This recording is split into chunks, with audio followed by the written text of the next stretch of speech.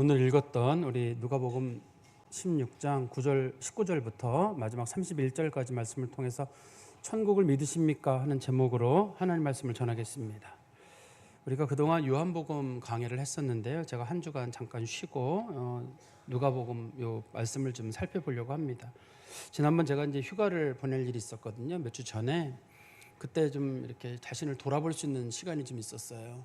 그때 말씀을 보면서 생각이 들기를 우리가 부활과 영생에 대한 분명한 믿음을 가지고 있다고 하는데 도대체 부활과 영생을 믿는 사람들은 어떻게 살아야 된다는 얘기인가. 우리가 사도신경 죄송합니다. 아까 암송하실 때도 몸이 다시 사는 것과 영원히 사는 것을 믿사옵나이다 이렇게 고백을 했단 말이에요. 이거는 신앙 고백이잖아요. 신앙 고백인데 그리고 뿐만 아니라 우리가 부활을 한다든지 영생을 얻는다는 건 하나님의 은혜로 얻는 것들이란 말이죠. 죄송합니다. 그런데 문제는 거기서 문제가 있는 게 아니라 부활과 영생을 믿는 사람들은 어떻게 살아야 하느냐. 저는 그게 이제 고민거리였어요. 우리는 부활도 믿고 영생도 믿어요. 또 우리는 부활과 영생이 우리에게 있을 것도 믿거든요. 그러면 부활과 영생을 받을 사람들은 어떻게 살아야 하는가?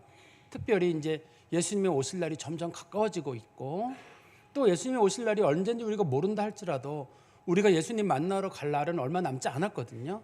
다 짧아지고 있습니다. 점점 이때 어떻게 살아야 되는가가 우리의 이제 고민거리예요. 어떤 분들은 이렇게 얘기를 할 거예요. 예수님 오실 날이 가까워지면 난 믿음을 더 굳건하게 하겠다. 예수님에 대한 믿음을 잘 생각한 거죠. 예수님에 대한 믿음을 굳건하게 하고 끝까지 주님을 붙잡는 믿음, 그거 좋은 거예요. 또 내가 그동안 지었던 죄, 하나님 앞에서나 사람 앞에 지었던 죄의 문제에 대해서 늘 회개하고 죄를 고백하는 삶을 사는 것, 그리고 내가 천국을 준비하겠다. 그것도 좋은 일이에요. 근데 주로 우리가 회개를 한다고 할 때, 죄를 고백한다고 할 때 주로 관련된 것들은 주로 십계명에 관련된 내용들이잖아요. 한번 여러분 생각해 보십시오. 우리가 하나님 앞에 가기 전에 지었던 죄들을 잘 돌이켜 보면 내가 부모에게 함부로 한 죄, 성경에 보면은 내 부모를 공경하라라고 했는데 그거 하지 않은 거 큰 죄거든요. 그거 우리가 하나님 앞에 꼭 회개하고 가야 될 일이에요. 또 성경에서는 살인하지 말라라고 했는데 성경에서는 살인이 타인을 미워하는 행동도 살인에 속해요. 그래서 내가 사람을 미워하거나 사람을 죽이거나 한 것도 꼭 하나님 앞에 회개를 해야 된단 말이죠. 그 다음에 도적질하지 말라고 했는데 도적질이란 훔치는 행위만을 말하는 게 아니라 과도하게 욕심을 부리는 것도 포함이 돼요. 노동하지 않고 얻으려고 하는 어떤 것들, 소위 그런 것들도 도덕질에 속하거든요. 그것도 우리가 하나님 앞에 회개해야 될 일일 거고, 또 성경에서는 간음하지 말라고 했는데 간음이라는 게 육체적인 어떤 성적 범죄도 속하지만 마음으로 지은 죄도 거기 속한단 말이죠. 그것도 우리가 하나님 나라에 가까워지면 가까워질수록 빨리 회개하고 돌이키고 우리 자신을 돌아봐야 될 거란 말입니다. 그리고 성경에서는 내 이웃을 해하려고 거짓 증거하지 말라고 했거든요. 거짓말하지 말라고 했으니까 끝까지 진실해야 되겠다. 그동안은 내가 진실하지 못했더라도 이제 마지막에 가까워지면 끝까지 진실한 모습으로 살아야 되겠다라는 그런 회개의 마음도 우리가 있어야 될 것 같고, 그 다음에 십계명 맨 마지막에 보면 내 이웃의 소유나 사람이나 절대 탐내지 마라. 네 거 아닌 거에 마음 쓰지 말고 비교하려고 하지 말고 부러워하지도 마라. 있는 것에 감사하는 뜻일 거예요. 그러니까 우리가 하나님 앞에 그 회개해야 될 내용들이 꽤 많아요. 그렇지만 이러한 죄들은 소위 얘기해서 소극적인 죄라고 해요. 소극적인 죄라고 하는 거는 이 죄들은 내가 하나님 앞에 지었던 것들을 돌아보는 거란 말이죠. 이런 죄는 짓지만 않으면 된단 말이에요. 그래서 소극적인 죄라고 부르거든요. 그런데 적극적인 죄라는 게 있어요. 적극적인 죄라는 건 내가 마땅히 해야 될 일을 하지 않는 거예요. 어려운 사람 돌보지 않은 거, 병든 사람 돌보지 않은 거, 가난한 사람 돌보지 않은 거, 이거 하나님 앞에 죄란 말이에요. 근데 우리는 이거를 죄라고 생각하지 않아요.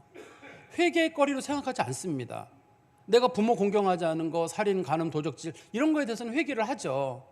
그렇지만 내가 누구 제대로 돌보지 못한 거, 관심 두지 않은 거, 내가 그 사람들 챙기지 않은 거, 그거를 죄라고 생각하는 사람들이 많지 않기 때문에 그런 것들을 고칠 생각도 없고 고칠 마음도 우리 가운데 없습니다.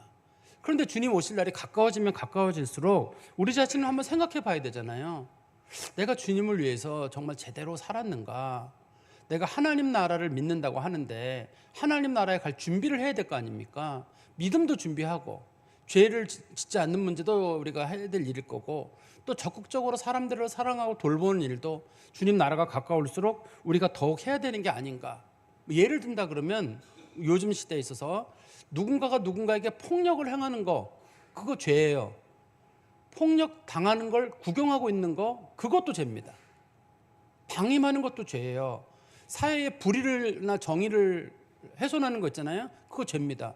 근데 그거를 가만히 구경하는 것도 죄예요. 가만히 있는 것도. 우리는 가만히 있는 거는 괜찮은 거 아닌 거는데 가만히 있는 것도 죄예요. 뒤집어 놓고 생각해 보시면 돼요. 여러분들이 누군가에게 폭력을 당할 때 옆 사람들이 멀리서 구경하는 거예요. 우리 생각하기를 뭐 그건 그 사람이니까 괜찮지 이런 게 아니라 저 사람이 나를 도와줘야 되는데 그런 마음이 있을 거거든요. 정의와 불공정의 문제에 대해서도 마찬가지. 누군가가 정의와 불공정의 문제를 어려움 겪었던 사람들은 다 지켜보거든요. 그 사람 문제겠지 뭐. 근데 내가 정의와 불공정을 당하고 있을 때 주변에 있는 사람들이 우리를 도와주길 바라고 있거든요. 간절한 마음으로. 그래서 방임하고 지켜보기만 하는 거, 그것도 사실은 죄의 문제에 속합니다. 우리는 이제 오늘 본문과 관련해 가지고 그동안 부자와 나사로에 관련된 얘기에 대해서 우리들은 그동안 어떤 생각을 했냐면 부자는 당연히 지옥에 가야지. 나사로는 뭐 가난하고 그랬는데 나사로는 당연히 천국에 가야지. 근데 부자는 왜 지옥에 가야 되나요? 부자는 무조건 지옥에 가야 되나요? 그러면 자산 얼마 이상 된 사람들은 지옥인가요? 얼마 이상 가지신 분들이 지옥인가요? 요즘 우리 사회 이슈로는 15억인가 뭐 그게 기준인가 뭐 그렇잖아요. 그죠? 요즘 항상 신문에 나오는 걸 보면 자산 얼마를 가져야 소위 우리가 말하는 이 지옥 이 조건인가요? 그럼 나사로는 천국에 갔다고 하는데 나사로는 그러면 가난했다는 이유만으로 천국에 갔다 그러면 우리는 빨리 가난해져야 되고, 나사로가 여기 보면 병도 들어있고 또 장애를 앓고 있는 거로 보이는데, 그럼 우리는 병도 앓고 또 장애를 앓으면 그런 사람들은 천국에 간다 그러면 천국에 가는 조건이 믿음도 아니고 하나님 앞에서 신실함도 아니고 그냥 그저 돈 많고 적음의 문제인가 과연? 또 실제로 이 부자가 하나님을 믿지 않았다는 내용도 없어요. 이 본문에 보면 그 부자가 하나님을 끝까지 믿지 않았다래더라. 부자가 무슨 큰 죄를 저질렀대더라. 그런 것도 없습니다. 여기 보면 나사로가 하나님을 믿었다는 내용도 없고요. 여기에 나사로는 끝까지 뭐 하나님 앞에 신실하고 착하게 살았다. 나사로가 한 일은 부잣집에서 뭐 얻어먹은 거 그거 잘한 거밖에 없어요. 특별히 한 게 없습니다. 이 성경의 내용에 보면. 그래서 우리는 이 말씀을 보면서 한번 좀 부자와 나사로의 얘기도 한번 살펴보면서 우리들은 과연 천국을 믿는다 그러면 어떻게 살아야 되는가? 이 말씀 속에서 하나님 우리들에게 주시는 뜻이 무엇인가를 한번 좀 살펴볼 필요가 있습니다. 이 말씀은 부자와 나사로에 관련된 내용들은 앞에 나와 있는 얘기의 예화예요. 앞에 얘기가 들어있거든요. 1장부터 누가복음 16장 1절부터 13절까지의 불의한 청지기 얘기가 들어있어요. 거기에. 그러고 난 다음에 14절부터 18절까지는 설명이 붙어 있어요. 불의한 청지기 얘기를 어떻게 이해해야 되는지 설명이 붙어 있고, 그래도 사람들이 이해를 못하니까 바리새인들이 비웃었거든요. 예수님 말씀하시는 얘기를 듣고 비웃으니까 예수님께서 그 사람들에게 똑바로 이해가 되라고 이 예를 들었어요. 사람들이 무슨 말인지 알겠습니다 하고 이제 이해를 하게 된 거예요. 그러니까 이 말씀은 예화예요. 앞에 나와 있는 말씀에 대한 예화이기 때문에 그러려면 앞에 무슨 얘기가 있었는지 알아야지. 그렇지 않으면 우리는 단순하게 이 부자와 나사로의 예화만 가지고 도대체 뭐가 핵심인지를 제대로 보지 못하는 그런 일이 있지 않을까 하는 생각이 든다는 겁니다. 1절부터 13절에는 불의한 청지기에 관련된 내용인데 이런 내용이에요. 어떤 부자에게 청지기가 있었습니다. 청지기는 요즘으로 말하면 재산 관리인이에요. 재산 관리인이 있었는데 이 재산 관리인이 비리를 저질렀어요. 그리고 주인의 돈을 낭비했습니다. 그래서 주인이 그걸 알게 됐습니다. 그래가지고 뒷조사를 하면서 사람들에게 소문을 냈어요. 내가 멀지 않아 저 청지기를 해고할 것이다. 근데 그 얘기가 청지기의 귀에도 들어갔어요. 청지기가 생각해 보니까 막막한 거예요. 자기 노후가. 그동안 청지기로 잘 살고 왔는데 내가 나가서 노동을 하려고 하는데 평생 청지기로 우리식 표현으로는 펜대만 잡고 살았는데 내가 노동을 한다? 못하겠어요. 그렇다고 내가 나가서 할 수 있는 게 노동 말고는 그러면 구걸하는 건데 구걸도 부끄러워서 못하겠어요. 그러면 어떻게 하면 내가 이 노후 준비를 잘할 것인가? 주인의 재산과 자기가 가지고 있던 직업의 이런 거를 저희 노하우를 섞어가지고 뭔가 방법을 찾아냈습니다. 자, 이게 좋겠다 방법이.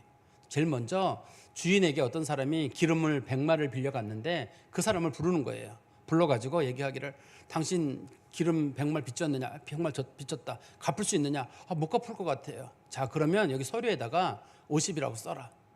옛날처럼 지금처럼 전산화된 것도 아니고 그런 거 아니잖아요. 그냥 손으로 쓰고 쭉쭉 긋고 그냥 도장 찍으면 되는 일이니까 50이라고 써라. 그 사람이 얼마나 기분이 좋은지 몰라요. 분명히 자기 빚이 기름 100마리였는데 큰 돈입니다. 요즘으로 따지면 이게 수억에 달하는 돈일 거예요. 그 정도의 빚이었는데 자기 못 갚아도 쩔쩔매고 있는데 그 사람이 청지기가 도와준 거예요. 그다음에 또 자기가 누군가 그 곡식을 100석을 빚을 졌는데 그 사람 불러가지고 80석이라고 써라. 또 서류를 고쳐준 거예요. 주인 쪽에서는 이 청지기가 진짜 나쁜 놈이죠. 그동안 범한 죄가 있어가지고 해고를 시키려고 했는데 아니 뒤에서 또 이런 짓을 저지른단 말이에요. 야 이거 근데 주인이 보니까 이놈 진짜 야갔어요. 지 살궁리는 하는 거예요. 성경 말씀 한번 보세요. 우리 16장 8절에 이런 말씀 있잖아요. 주인이 옳지 않은 청지기가 이를 지혜롭게 하였으므로 칭찬하였으니 이 세대의 아들들이 자기 세대에 있어서는 빛의 아들들보다 더 지혜로움이니라. 지혜롭게 했다는 말의 뜻은 자기 살궁리를 잘했다는 뜻이에요. 여기서 주인이 야 저놈 지혜로운데 하고 막 얼굴에 웃는 그런 게 아니라 씁쓸하게 아이고 저놈 봐라 이런 식의 생각이 들었다는 거예요. 그럼 왜 이런 생각이 들었냐면 그 청지기가 나간 다음에 자기가 이제 해고될 거거든요. 해고된 다음에 뭐 해요?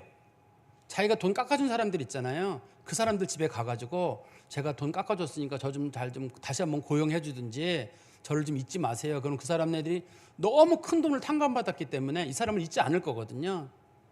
근데 한 사람이 아니라 여러 사람에게 지금 한 거잖아요. 여러 사람에게 한 거기 때문에 그 중에 하나인가는 이 사람에게 고마워할 거예요. 또 이게 주인에게는 재산적인 피해는 됐지만 주인 쪽에서는 크게 손해보는 것도 없을 수도 있어요. 당시의 주인들은 돈을 잃는 것보다 명예를 소중하게 여겼거든요. 그러니까 주인이 사랑이 많다는 게 사람들에게 알려지는 걸 되게 좋아했는데 이걸 통해 가지고 주인이 갑자기 명성을 얻게 됐어요. 그 주인이 말이야 웬만한 빚을 다 탕감해 줬대. 주인이 갑자기 자기에 대한 좋은 소문이 난 거예요. 자기는 돈은 잃었지만 명성을 얻게 되고 그 청지기는 노후를 준비하는 일이 생겼단 말이죠. 이걸 보시면서 주님께서 이 사람에게 지금 하시는 말씀이 뭐냐면 이 사람이 이 세대에 있어서는 빛의 아들들보다 낫다라고 말하는 이유는 일반 세상에서는 하나님 안 믿는 사람들이 노후 준비를 잘한다는 뜻이에요. 내가 노년에 뭐 먹고 살아야 되지? 노후 준비를 다 한다는 뜻입니다. 우리 요즘 표현으로는 연금도 들고 뭐도 들고 재테크도 하고 다 해요. 그런데 예수 믿는 사람들은 재테크를 안 해요. 옛날 사람들은. 왜냐하면 예수님 당시의 제자들이나 그 후의 성도들은 돈이 없었거든요. 대부분. 그러면 그 성도들은 뭐 하냐? 내세를 위한 투자를 하는 방법밖에 없어요. 이 세상에서는 여기 다시 성경 말씀 보십시오. 8절에 이 세대의 아들들이 자기 시대에 있어서는 빛의 아들들보다 더 지혜로움이라는 말은 세상 먹고 사는 일 문제, 노후 문제는 안 믿는 사람들이 더 잘한다. 믿는 사람들보다는 더 잘한다는 뜻이에요. 노후 준비는. 그런데 예수 믿는 사람들은 노후 준비를 어떻게 하느냐? 이 세상의 노후 준비보다 더 나은 노후 준비, 내세를 위한 준비를 하냐는 거예요. 내세를 준비를 해야지만이 진짜 온전한 사람이거든요. 10절의 말씀해 보십시오. 지극히 작은 것에 충성된 자는 큰 것에도 충성되고 지극히 작은 것에 불의한 자는 큰 것에도 불의하니라. 이런 돈 문제 하나를 제대로 처리하지 못한다 그러면 그 사람이 무슨 하나님을 사랑하고 영혼을 맡기고 너는 주님 앞에 충성하고 그런 거 못한다는 거예요. 지금 여기서 말씀하시는 내용이. 어떤 사람이 저는 주님을 진짜 사랑합니다. 목숨 바쳐 사랑합니다. 목숨 바치려면 생명 내놔야 되잖아요. 돈 1,000원, 돈 10,000원을 못 내놓는 사람이 남에게 나눠주라고 하는 주님의 말씀을 못 듣는 사람이 무슨 생명을 내놔요. 이 본문에서 작은 거라는 건 지극히 작은 건 돈이에요. 그거 가지고 누구 도와주라는 거 못 도와주는 사람이 저는요 하나님께서 목숨을 바치고요. 전 내세를 위해서 헌신하고요. 못한다는 거예요. 그거 하는 것 보면 그 사람의 신앙을 알 수 있다는 겁니다. 그 사람의 신앙생활을 잘하는지 천국을 진짜 믿는지 안 믿는지는 그 사람이 나누는 걸 보면 알 수 있어요. 저는 예수님 잘 믿고 뭐 경배와 찬양을 드리고 찬송을 부르고 믿습니다. 우리는 이거로 생각하는데 맞아요. 그거 믿음인 거 맞습니다. 그게. 그런데 그게 진짜 믿음인지는 어떻게 아냐? 내가 중요한 문제에 놓였을 때 그 믿음의 결단이 있어야 될 거 아니에요. 가장 쉬운 결단이 돈이에요, 사실은. 한번 여러분 생각해 보십시오. 하나님께서 우리에게 너 돈을 바치겠느냐? 아니 교회라 바치라 그러면 혹시 오해가 있을까 봐 그러는데요. 돈을 가난한 사람들에게 나눠줘라. 이게 어렵나요? 아니면 너의 장기를 하나 나눠줘라. 이게 어렵나요? 너의 목숨을 나눠줘라. 목숨, 장기, 돈 어떤 게 더 쉬워요? 돈이 제일 쉽죠. 그 중에서는. 우리가 하나님 나라를 위해서 뭔가 투자하고 하나님의 내세를 믿고 그런 마음을 가지고 있다 그러면 실제로 그 사람이 자신이 가지고 있는 것들을 나눠야 되는 일이거든요. 그런데 이 사람이 이걸 못 나눠주는 이유는 뭔가요? 이 사람에게는 재물이 신이어서 그래요. 왜냐하면 재물이 신이란 말은 이 세상에서 나를 꼭 붙잡아 줄 수 있는 건 재물인 거예요. 이거는 못 나요. 우리 한번 성경 말씀 보십시오. 우리 11절에 너희가 만일 불의한 재물로도 충성하지 아니하면, 불의한 재물이란 말은 나쁜 재물이 아니라 세상 돈으로 이런 뜻입니다. 세상 돈으로 사람들에게 나누지 아니하면 누가 참된 것으로 너희에게 맡기겠느냐. 너희가 영생 내세를 믿는다는 말 자체가 어떻게 말이 되냐는 뜻이겠죠. 너희가 만일 남의 것에 충성하지 아니하면, 너희들의 재물은 어차피 다 놓고 갈 거잖아요. 우리 재물은 다 놓고 갈 건데 그거 그렇게 붙잡는 사람이 누가 너희의 것을 너희에게 주겠느냐. 영생, 영혼, 하나님 나라에서 천국, 그런 거 누가 주겠냐는 거예요. 다 없어질 거 그렇게 붙잡는데. 13절 보십시오.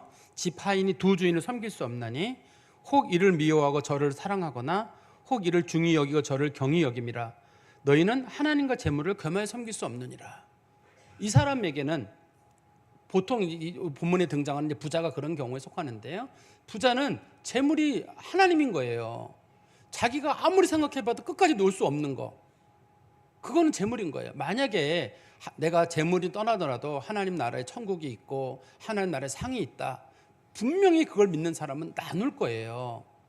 그렇지만 그걸 못 믿는 사람, 천국이 있긴 있지만 난 천국에 그냥 쏙 들어가는 거 아니야? 뭐 천국에 가서 상이 있으면 뭐래, 나는 상도 관심도 없고 하나님의 칭찬도 나는 관심 없이 그냥 들어가는 거로 끝이야 나는. 이렇게 이 정도만 생각하는 사람들은 나누는 일을 하지 않죠. 그거보다는 내 재산을 끝까지 꽉 지키고 있다가 마지막 죽을 때 가져가셔야죠. 그거를 그저 끝까지 가지고 계시다가 가져가셔야 되는 문제인데, 이거를 그리스도인들은 천국과 내세를 생각하는 사람들은 내가 가지고 있는 걸 가지고 나누는 일을 하는 거예요. 근데 이 얘기를 예수님께서 했더니만 바리새인들이, 14절 보십시오. 바리새인들은 돈을 좋아하는 자들이라 이 모든 것을 듣고 비웃거늘. 바리새인들이 비웃었어요. 바리새인들이 왜 비웃었냐면 예수님께서 하신 말씀이 자신들이 알고 있는 가치관하고 너무 안 맞아요. 바리새인들은 신앙생활을 잘하는 사람들입니다. 경건한 사람들이에요. 이 사람들은 10의 3조를 하는 사람들이에요. 10의 1조는 하나님한테 바치고 10의 2조는 가난한 사람들에게 나눠주는 일을 했습니다. 그런데 이 바리새인들은 돈을 왜 나눠줬냐면 내가 부자라는 거를 티를 내기 위해서 나눠주는 거예요. 그래서 공원이나 이런 길거리 사거리에 앉아가지고 사람들 지나가면 돈 툭툭 던져주면서 자 이거 받아 하면서 막 돈을 나눠주면서 소위 좀 있는 척을 하는, 그러면서 사람들이 볼 때 야 저 사람 돈 많네, 돈 많은 거 보니까 복 받은 사람인가 보다, 이런 식의 칭찬을 듣는 걸 좋아했어요. 그래서 그런 식으로 돈을 나눠준 거였거든요. 자신들이 돈을 나눠주거나 뭐 11조를 하거나 그런 거가 그게 하나님 나라에 뭘 쌓아두는 거라고 생각하지는 않았어요. 근데 예수님께서 사람들이 재물을 나누는 것이 진짜 하나님 나라를 믿는 사람들이고 하나님 나라에 상을 쌓아두는 것이고, 그런 사람들이 진짜 온전한 신앙인이다라고 얘기를 하니까 바리새인들이 다 비웃은 거예요. 예수님 말씀을. 그렇기 때문에 예수님께서 오늘 말씀을 하시는 거예요. 그 비웃는 바리새인들을 향해서 오늘 말씀을 하시는데, 한번 성경 말씀 보십시오. 19절에 한 부자가 있어 자색 옷과 고운 베옷을 입고 날마다 호화롭게 즐기더라. 한 부자가 있었다. 근데 그 사람이 자색 옷과 고운 베옷을 입었다. 이거 왕이 입는 옷이거든요. 왕이 입는 옷을 입을 정도면 상당히 부유한 사람입니다. 상당히 부유한 사람이고, 그 다음에 그 사람이 호화롭게 즐기더라. 뭐 호화롭게 생활을 잘하고 있었습니다, 이 사람이. 그런데 예수님께서 지금 말씀을 하고 있는 대상자는 누구냐면, 잘 들어보세요. 세 종류의 사람들인데, 하나는 재물에 욕심이 많아서 나누지 않는 사람, 그 사람이 부자예요. 재물에 욕심이 많아서 나누지 않는 사람. 두 번째는 사회적 책임을 위해서 어쩔 수 없이 나누는 사람. 바리새인들이 거기에 속하거든요. 그다음에 존경을 받으려고 나누는 사람. 일부러 내가 돈을 나눠주면 사람들이 나를 존경하고 나를 이렇게 인정해 주겠지. 그런 거를 하는 사람. 다시 말씀드리면 재물에 대한 욕심이 많아서 나누지 않는 사람. 이것도 부자에 속하고, 그다음에 사회적 책임 때문에 나누긴 나누는데 그 재물을 나누는 사회적 책임 때문에 할 수 없이 하는 사람. 세 번째는 존경을 받으려고, 내가 재물을 많이 나누면 사람들이 나를 존경하겠지, 그런 마음으로 나누는 사람들, 그런 사람들을 이 본문에서 말하는 부자입니다. 그런데 이 오늘 본문에 말하는 부자는 아주 부유한 사람이에요. 그리고 이 사람이 유대인입니다. 유대인인지 어떻게 아냐면 이 사람이 아브라함을 뭐라고 부르냐면 아버지 아브라함이라고 불러요. 그러면 유대인들이 아브라함을 아버지 아브라함이라고 부르거든요. 그리고 아브라함도 이 사람을 뭐라고 부르냐면 얘야 이렇게 부르거든요. 아들아 이런 뜻이에요. 우리 자손이라는 뜻이거든요. 그러니까 이 사람이 유대인이에요. 그러니까 이 본문 속에 말하는 사람은 지금 바리새인들이겠죠. 믿음 생활하고 있고 성경 잘 알고 있고 경건하다고 생각하는 사람들이고, 유대인들은, 특별히 바리새인들은 자신들은 100% 구원받았다고 믿는 사람들이었습니다. 그런 사람들에게 하시는 말씀인데, 이 부자의 반대로 20절에 보십시오. 그런데 나사로라 이름하는 한 거지가 헌데투성이로 그의 대문 앞에 버려진 채 있었다. 나사로라고 하는 사람이 있었는데 그 사람은 거지예요. 그리고 몸에는 악성 피부병이 있어가지고 온 몸에 헌데투성이에요. 그리고 사람들이 그 사람을 부잣집 앞에 던져놨거든요. 던져놓은 이유는 이 사람이 걸어가지 못하기 때문이에요. 걸어갔으면 이 사람이 혼자 갔을 거거든요. 그러니까 이 사람은 걷지 못하는 장애인이에요. 거지이기도 하고 악성 피부병에 시달리는 사람이고, 그다음에 장애를 앓고 있는 그런 사람입니다. 그런데 사람들이 왜 이 사람을 그 집 앞에다 갖다 버렸을까요? 갖다 버린 이유는 당시에는 부자들이 사회적 책임상으로라도 그 불쌍한 사람들이 앞에 있으면 먹였어요. 그 사람들을 종들을 보내가지고 자, 음식 갖다 줘라, 저 사람 굶지 않도록 하라, 그런 어떤 행동을 취했기 때문에 사람들이 부잣집 앞에다가는 거지들을 다 이렇게 갖다 놨어요. 그래서 이 사람도 그 집 앞에 좀 가 있었거든요. 근데 몸에서 얼마나 악취가 많이 나는지 개들이 그의 몸을 핥을 정도였다. 그런데 이 부자가 나사로에게 아무것도 주질 않았어요. 다시 성경 말씀 가보시면 21절에 부자의 상에서 떨어지는 것으로 배불리려 하매 심지어 개들이 와서 그 헌대를 핥더라. 이 사람이 그 집에 간 이유는 부자의 상에서 떨어지는 음식을 주워 먹으려고 한 거거든요. 부자의 상에서 주워 먹는다는 말은 부자들이 음식을 먹고 난 다음에 부스러기가 생긴다든지, 그다음에 과거에는 요즘 우리가 이제 음식 먹고 나면 행주로 닦잖아요. 행주나 수건으로 닦는데 옛날 이스라엘 사람들은 빵으로 닦았어요. 색상이나 그 접시나 그런 걸 빵으로 닦았습니다. 그 빵으로 닦은 다음에 그 빵을 던져버렸어요. 개 먹으라고. 이 사람이 이제 그거 주워 먹으러 거기 가 있던 거예요. 그런데 그것마저도 이 거지 나사로에게는 주어지지가 않았습니다. 이 성경적인 내용만 놓고 보면 나사로의 죽음의 직접적인 원인은 부자의 무관심이에요. 그 다음에 이 성경적 내용으로 보면 악성 피부병이 하나 원인이었을 것 같고, 그 다음에 굶어서 죽은 거로 보입니다. 성경 말씀해 보십시오. 22절에 이에 거지가 죽어 천사들에게 받들려 아브라함의 품에 들어가고 부자다 죽어 장사되매 그가 음부에서 고통 중에 눈을 들어 멀리 아브라함과 그의 품에 있는 나사로를 보았다. 두 사람이 죽었어요. 그런데 당시에는 이제 부자들은 죽을 때 장례식을 어떻게 치르게 되냐면, 당시 사람들이 생각하는 그 좋은 죽음은 어떤 거냐면 정말 부유하게 살다가 건강하게 잘 살다가 죽는 거예요. 노년에. 그게 그 어떤 복의 기준인데, 이 사람이 그런 면에서는 부자가 복을 받은 사람이에요. 이 사람이 크게 아프지 않고 부유하게 살다 죽었거든요.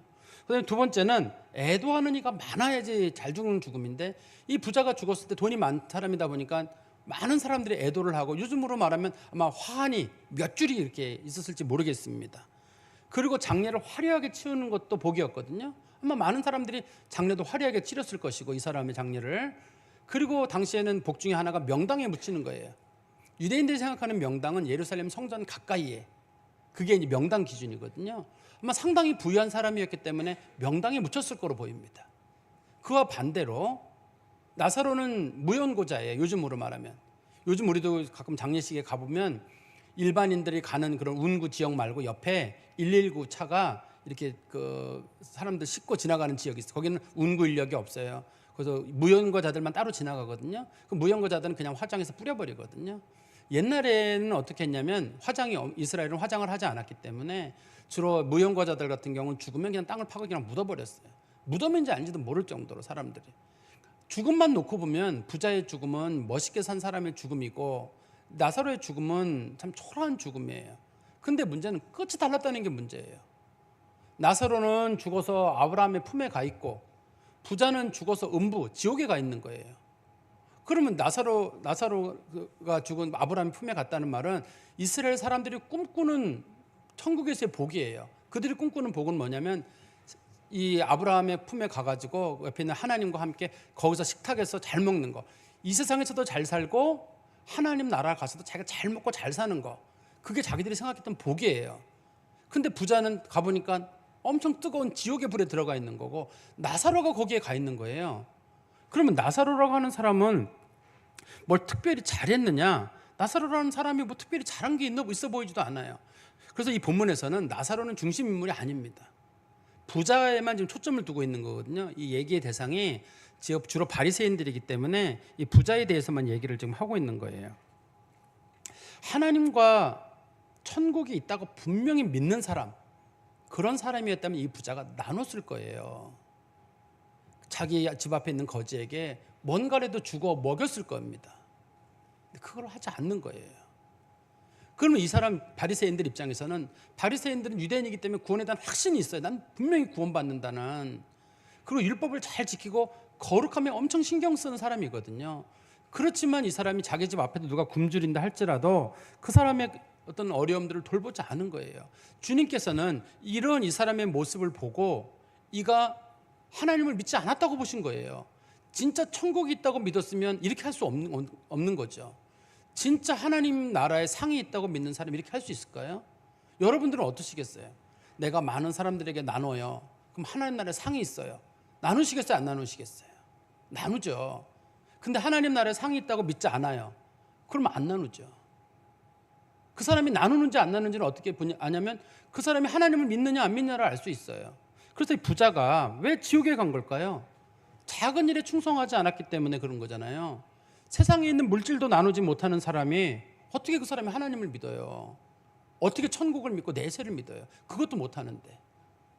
아까 제가 말씀드린 대로 재물 나누는 게 우리 인간적 차원에서 가장 어려운 일이지만 우리는 영혼을 다해서, 힘을 다해서 하나님 믿는다고 하는데, 영혼 힘을 다하라는 게 아니라 하나님께서는 그 재물 가지고 사람 좀 나누고 도와주고 불쌍한 사람 그냥 지나가지 말라고 말씀하시는데, 하나님께서는 그거 못하는 사람이 무슨 하나님을 믿느냐는 거예요.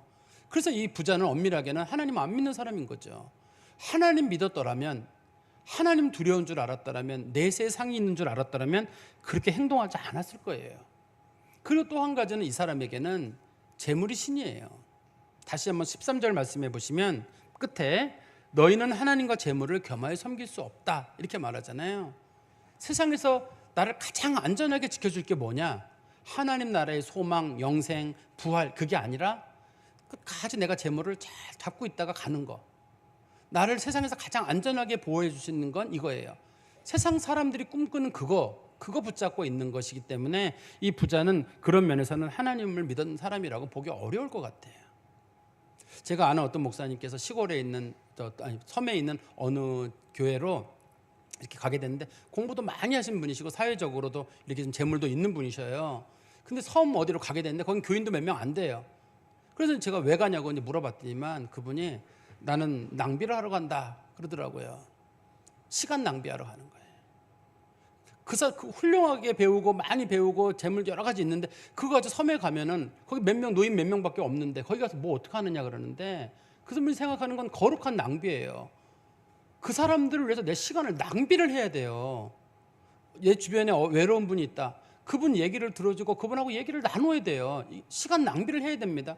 우리로 봤더니 시간을 아껴야지, 뭐 노인들하고 얘기 나누고 앉아있어, 노닥거리고 앉아있어. 시간이 얼마나 아까워요. 그 시간에 자기 개발을 해야 되는데 외로운 사람들을 위해서 나눠야죠. 시간을 나눠가지고 시간 낭비도 해야 되는 거고, 재물도 거룩한 낭비를 해야 돼요. 재물 나누다가 돌아오나 이 세상에서? 손해죠. 끝까지 내 것 챙기고 여기저기 투자하고만 이래야죠. 근데 거룩한 낭비가 결국은 하나님 나라의 복을 쌓는 일이거든요. 시간도 좀 낭비 좀 하세요. 재물도 좀 낭비를 하시고. 성경 말씀 하나 볼까요? 디모데전서 6장 17절부터 19절입니다. 디모데전서 6장 17절에 19절에 보시면 네가 이 세대에서 부한 자들을 명하여 마음을 높이지 말고 정함이 없는 재물에 소망을 두지 말고 오직 우리에게 모든 것을 후히 주사 누리게 하시는 하나님께 두며 선을 행하고 선한 사업을 많이 하고 나누어 주기를 좋아하며 너그러운 자가 되게 하라. 이것이 장래에 자기를 위하여 좋은 터를 쌓아 참된 생명을 취하는 것이니라. 진짜 하나님 믿는 사람들은 선을 행하고 선한 일을 많이 하고 나눠주기를 좋아하고 너그러운 자가 된다. 그게 진짜 하나님 믿는 사람이라고 성경이 말하고 있습니다. 제가 말씀해 준 결론을 맺으면 부자로 산다는 건 좋은 일이에요. 건강하게 사는 것도 좋은 일이고 재능이 많은 것도 좋은 일입니다. 하나님께서 우리에게 주신 분복이에요. 이 세상에 살아갈 때 가난하게 사는 것보다 부유하게 사는 게 훨씬 좋은 일이죠. 그렇지만 하나님이 그 부를, 그 건강과 그 재능을 우리에게 왜 주셨냐고 생각해 봐야 돼요. 그거 하나님 나누라고 주신 거예요. 우리 좀 복 주려고. 우리 주변에 어려운 사람들 많이 있거든요. 어려운 사람들, 외로운 사람들 많이 있는데 그 사람들은 왜 줬느냐? 그 사람들과 나누고 베푸는 사이에 하나님 우리에게 하늘나라에 복을 쌓아두게 하시는 일들이거든요. 그게 그 사람들은 선물이에요. 그러니까 우리 주변에 외로운 분들, 물질적으로 어려운 분들, 힘든 분들, 이게 하나님이 우리에게 주신 선물들입니다. 우리가 말로만 뭐 하나님을 사랑한다, 천국이 어떻다 이렇게 얘기하는 게 아니라 진짜 마음을 다해서 사람들을 나누고 섬기는 거, 이게 좋은 일이에요. 우리가 성경 말씀을 읽어보다 보면 잘 이해가 안 되는 구절이 하나가 있는데 그게 마태복음 25장에 보면 어떤 사람들이 예수님 앞에 왔어요. 예수님 앞에서 이런 얘기를 했습니다. 우리가 주의 이름으로 선지자 노릇하고 말씀 전하고 돌아다녔습니다. 귀신을 쫓아냈습니다. 병을 고쳤습니다. 주님, 저희는 천국에 갑니까? 라고 말씀을 예수님께서 뭐라고 하셨냐면 이 저주를 받을 자들아, 그렇게 말씀하신 구절이 성경에 들어있어요. 한번 보시겠어요? 마태복음 25장 41절에서 46절입니다. 마태복음 25장 41절 46절에 보시면 또 왼편에 있는 사람들에게, 오른편에 있는 사람들은 천국에 가는 사람들이고 왼편에 있는 사람들은 지옥에 가는 사람들인데요. 왼편에 있는 자들에게 이르시되 저주를 받을 자들아, 나를 떠나 마귀와 그의 사자들을 위하여 예비된 영원한 불에 들어가라. 내가 줄일 때 너희가 먹을 것을 주지 아니하였고 목마를 때 마시게 하지 아니하였고 나그네 되었을 때 영접하지 아니하였고 헐벗었을 때 옷을 입히지 아니하였고 병들었을 때 옥에 갇혔을 때 돌보지 아니하였느니라 하시니 그들이 대답하여 이르되 주여 우리가 어느 때에 주께서 줄이신 것이나 목마르신 것이나 나그네 되신 것이나 헐벗으신 것이나 병드신 것이나 옥에 갇힌 것을 보고 공양하지 아니하도이까. 우리가 언제 그랬어요? 우리가 언제 예수님 공양하지 않았습니까? 하는 예수님 말씀하시기를 이에 임금이 대답해 이르시되 내가 진실로 너에게 이르노니 이 지극히 작은 자 하나에게 하지 않은 거, 어려운 사람, 외로운 사람, 배고픈 사람에게 하지 않은 것이 곧 내게 하지 않은 것이니라. 그들은 영벌에, 너희는 영벌에, 의인은 영생에 들어가리라. 너희들이 진짜 천국을 믿고 하나님을 믿었더라면 사람들을 사랑하고 베풀고 나눴을 거라는 거예요. 선지자 노릇하는 게 대단하잖아요. 말씀 전하는 일 평생 했던 일인데 귀신 쫓아내는 일을 하고 병 고치는 일을, 엄청난 큰 일을 했잖아요. 근데 예수님께서 이들에게 영벌에 처하라고 말했던 이유는 이 사람들이 진짜 믿었더라면, 이적과 표적은 별로 중요한 거 아닙니다. 그런 것들은. 그런 것보다 정말 중요한 건 그 사람이 진짜 믿었더라면 천국에서의 상과 내세를 생각하고 분명히 나누고 베푸는 일을 했을 겁니다. 하나님께서 우리들에게 요구하시는 건 적극적으로 사랑과 그 다음에 은혜를 실천하고 나누는 거예요. 그런 사람들은 하나님만을 신으로 믿는다고 하는 어떤 약속이 거기 들어있는 거예요. 우리는 물론 이렇게 얘기할 거예요. 목사님, 믿음으로 구원받잖아요. 맞아요. 믿음으로 구원받는 건 맞아요. 근데 그 믿음이 진짜 믿음인 줄 어떻게 알죠? 남들도 그렇지만 내가 봤을 때도 진짜 하나님 나라를 내가 믿고 천국을 믿고 내세를 믿고 하나님 나라의 상을 믿는다. 그걸 진짜 믿는다면 거기에 내 마음을 두고 투자를 할 거거든요. 디도서 1장 16절 말씀 하나만 보고 마칠까요? 디도서 1장 16절에 보시면 그들이 하나님을 시인하나 행위로는 부인하니 가증한 자요 복종하지 아니하는 자요 모든 선한 일을 버린 자니라. 말로는 하나님 믿는다, 예수님 믿는다고 하는데 행함으로 부인한다는 거예요. 이거를 신학적인 용어로는 실천적 무신론이라고 합니다. 말하는 거 봐가지고는 예수 믿는 것 같아요. 근데 그 사람 행동하는 것 봐가지고는 안 믿는 게 분명한 거예요. 예수 믿는 사람들, 우리는 믿음으로 구원받는 거 맞아요. 천국을 믿고 부활도 믿고 영생도 믿는 거 다 좋은 일입니다. 그렇다면 그것을 위해서 우리가 삶을 살아가야 돼요. 그러려면 어려운 사람들 그냥 지나가지 마시고, 불쌍한 사람들 그냥 지나가지 마시고, 외로운 사람들 그냥 지나가지 마시고, 이거 그냥 지나가면 절대 안 됩니다. 절대 안 돼요. 진짜 하나님 믿는 사람은 절대 그냥 지나가는 일이 없습니다.